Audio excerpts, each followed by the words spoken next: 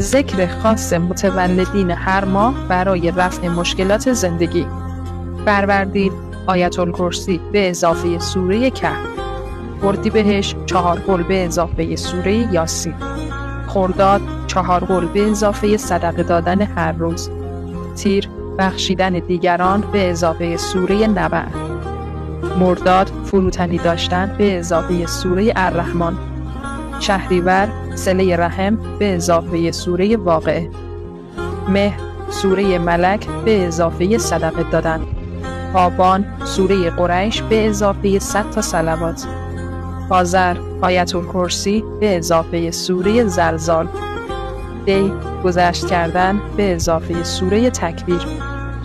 بهمن آیت الکرسی به اضافه سوره شمس. اسفند استغفار کردن به اضافه سوره قدر.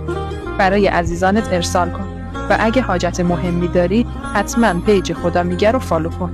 قول میدم حاجتت برآورده میشه.